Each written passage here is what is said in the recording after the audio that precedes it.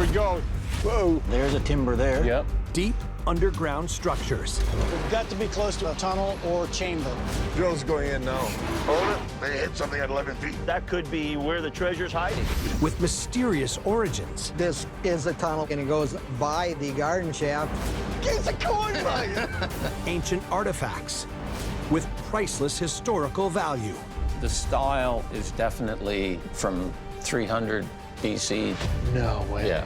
And stunning evidence I detected gold. Wow. This is huge. of a legendary treasure. Well, there you go, guys. Well, Acorns, believe it or not, we are just days away from the season 11 premiere of The Curse of Oak Island. And when that day dawns, brothers Rick and Marty Lagina and their team will be back, attempting to finally solve the 228-year-old treasure mystery. Can they do it? Well, based on what they've unearthed during season 10, I'd say their chances are pretty golden. So tonight, we're reliving the most compelling discoveries made this past year that seem to suggest the ultimate answers people have sought for more than 2 centuries may finally be within reach. Number 3, the Lot 5 barter token. All right, mate, you ready to dig some history up? Always.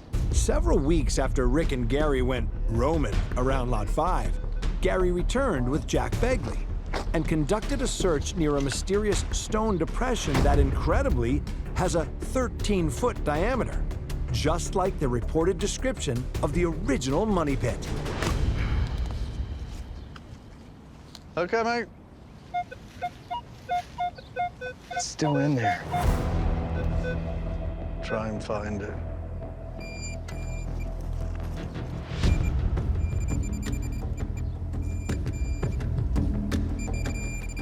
It's in my hand. Let's see what we got. That looks like an... Yeah, you see that nice and round shape? Oh. Please, please, please be a coin.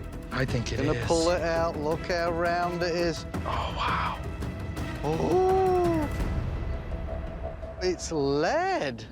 A lead barter token, to be exact. But unlike the barter token found earlier in the year on Lot 7, this one could be submitted for a specialized form of lead analysis. Dr. McFarland, I know you did ablation on this. Yeah, this was a pretty easy object to ablate because it was flat, which is good. Chemist Dr. Chris McFarland conducted laser ablation on the artifact. This process begins by using a high-powered laser to collect microscopic samples from lead objects.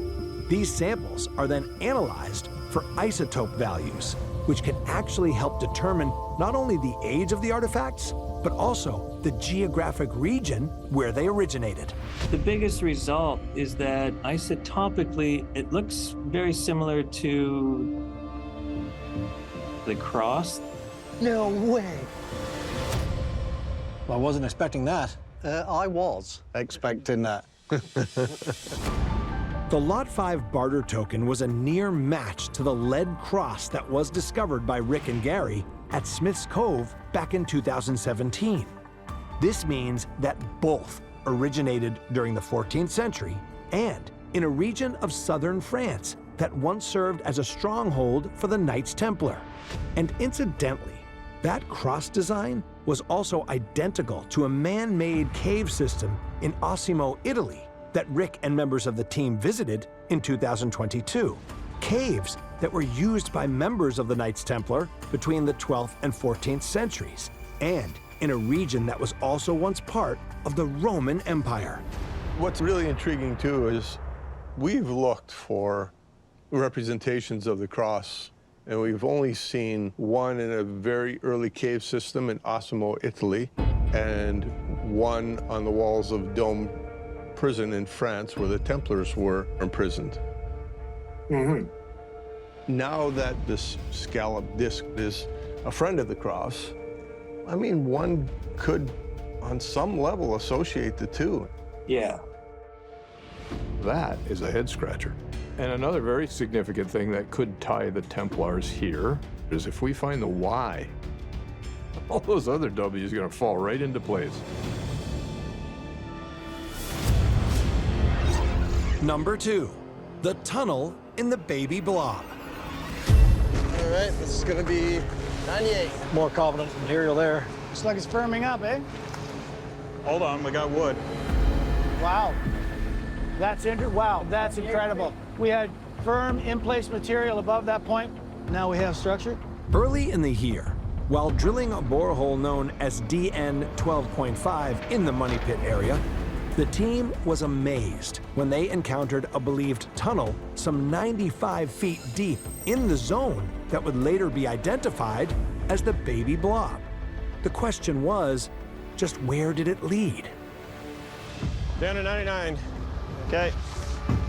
After several more weeks of exploratory drilling, upon reaching that same depth of 95 feet in a borehole called DN 13.5, We've got wood. Got the wood? Yep. they finally found the answer. Right here. Oh, look at that. Same wood contact, 8 inches here. Okay, wow. You got a pretty good chunk of wood here. Yeah, it's fairly firm there. And above, it's relatively firm. Undisturbed material and relatively firm below. This is where we are at DN 13.5. This is really, really interesting. This looks like the continuation of this tunnel that we hit here at DN 12.5. Now we're over here at DN 13.5. 5 feet further to the west, we're starting to get a really good east-west alignment back towards the garden shaft. Yeah, to me, this is a tunnel, which it looks like, and it goes by the garden shaft or under it. Yeah. It's exciting. It's wood at an elevation that indicates human beings were at that level doing some enterprise. It's not confirmation, but it certainly is somewhat supportive that it is indeed a tunnel. The team had found a previously unknown tunnel that passed right through the so-called treasure zone, which appeared to be heading right toward the garden shaft. Okay, that would be probably the outside wall there. First uncovered in 2017, while the team was looking for the original Money Pit, Rick, Marty, and Craig Tester believed this feature was nothing more than an abandoned 19th century searcher shaft due to the fact that it was only 82 feet deep. We've sampled wells in the Money Pit area, and we do have some chemistry back from this. We did do a series of measurements of water levels near the garden shaft heading south. So we're seeing a general flow direction that is sort of from the north of the site toward the south of the site. We scooped up 2 samples in the garden shaft, sent those away, and we found gold in the garden shaft. It was everything I hoped for. It seems like we're on the right quest. I think these analyses and chasing this golden water is going to lead us to the treasure. However, after Doctors Spooner and Michael announced at the beginning of season 10 that gold had been detected in the water flooding the shaft, the team commissioned representatives from Dumas Contracting Limited to reconstruct it all the way down to the bottom, 82 feet underground, so that they could personally explore it themselves. The quest is exciting right now. Things coalesce around that garden shaft. There's some evidence it was a man-made structure 100 feet below the surface right there. Rehabbing the garden shaft will be a big deal in the story of Oak Island. I'm hoping Dumas is going to get us underground, and I think it could yield answers. For the first time, we're going to go underground in the Money Pit. That in and of itself is pretty cool. But we're here to solve the mystery. And the hope is that when we go down in the shaft, our senses will be more attuned to the possibilities of what the shaft represents in terms of furthering our understanding in the Money Pit. Number 1, a treasured hit in the garden shaft. Something's binding it up. Oh, yeah. Yeah. Wood would do that. On their final day of search operations before the onset of winter last year, Rick, Marty, Craig, and the team found themselves on the verge of a potentially historic breakthrough discovery. I'd like to pull the bits and see what's down there. What do you guys think? I'd do it before we run out of time. Okay. Yeah, it's a good idea.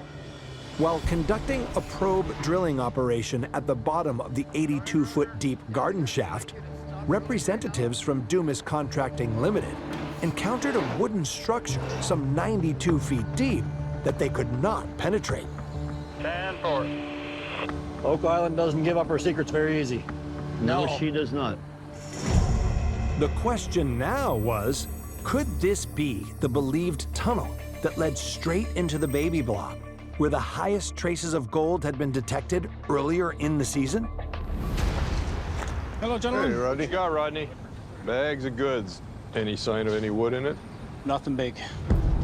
Let me just ask you this. You were pretty sure you were on wood. Are you still pretty sure? I'm like 99.9% sure I hit wood on the north side. Rick, you and I got to go down there. We haven't explored the bottom yet to see where the tunnel is. So let's go get suited up. I want to go down that shaft. We built the shaft so we could investigate. So of course, Marty and I are going to go down. Maybe, just maybe, we'll see something that has gone unnoticed. Determined that they were not going to leave the island without trying to figure out what could be down there, Rick and Marty personally made their way to the bottom of the shaft to investigate. You know, this is where things would fall. You know how Gary always says, things fall to the lowest point, right? If there's anything to be found in this shaft, it might be there. I think it's worth running a metal detector. Yes, but it also, what if we're 5 feet above something? He might be able to detect us. Yeah. With the literally few moments we have left is to get Gary to try and metal detect. What do you think, Gary? Oh, wow. Huh? What a ride. We could be close to the actual treasure.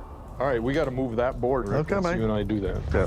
After all the traces of gold that had been detected around the garden shaft, it was time for Gary Drayton to see what he could find directly underneath it.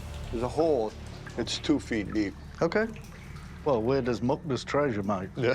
We'll see what's down there, mate. All right. Extend it a little bit.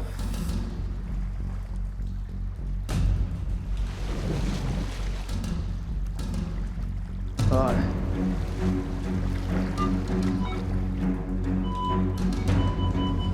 Oh, that's the best sounding target. That's a non-ferrous, yeah. Really? Yeah. Oh, my goodness. You gotta be kidding me. Screaming large hit, isn't it? Yeah. That sounded really good. We know where the hits are, just as importantly. The level of excitement when he describes a non-ferrous hit, it's through the roof. And that's why it's so frustrating not to go after this target, but we're at the end of the year. I wish there was more time. Gary, you're the man. You're the man. That was so much fun.